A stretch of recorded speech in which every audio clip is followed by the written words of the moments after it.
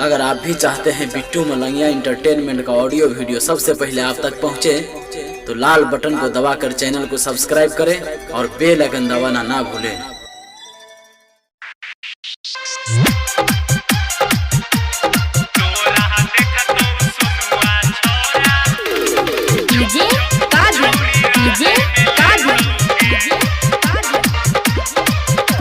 लाली लगई है गे छौरी होठा लाली लगई है गे, लाली लगई है गे छौरी होठा लाली लगई है गे।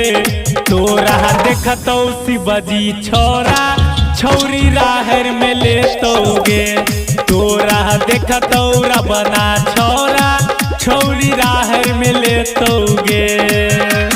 लाली लगई है गे छौरी होठा लाली लगई है गे, तोरा देखतौ सुनुआ छोरा छौरी राहर में लेतोगे, तोरा देखतौ दीपका छोरा छौरी राहर में लेतोगे।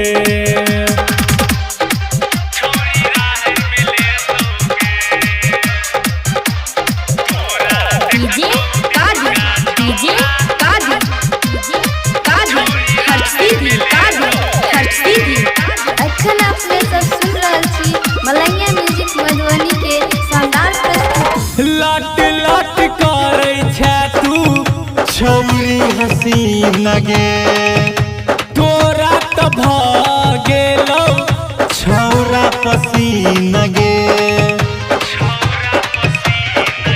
हाँ, लट लट करे छै तू छौरी हसीन गे, तोरा त भ गेलौ छौरा पसीन गे।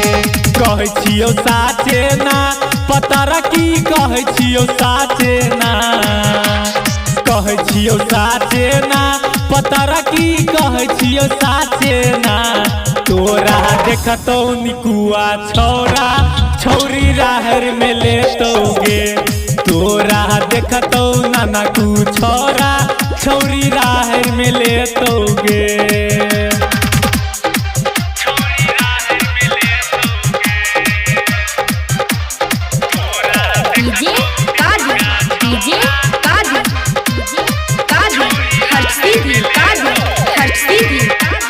अखन अपने सब सुन रहल छी मलंगिया म्यूजिक मधुबनी के शानदार प्रस्तुति। हमरा लगैया छौरी तू त छोड़ देला, सब दिन प्यार के लियो ससुरा चल गेला।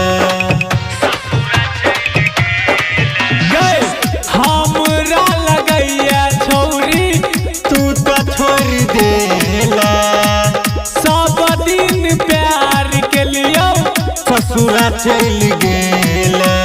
कह छौ बिटुआ ना गे छौरी कह छौ मलंगिया ना, कह छौ बिटुआ ना गे छौरी कह छौ मलंगिया ना। तोरा देखतौ रबना छोरा छौरी राहर में लेतोगे, तोरा देखतौ धुरंधर छोरा छौरी राहर में लेतोगे।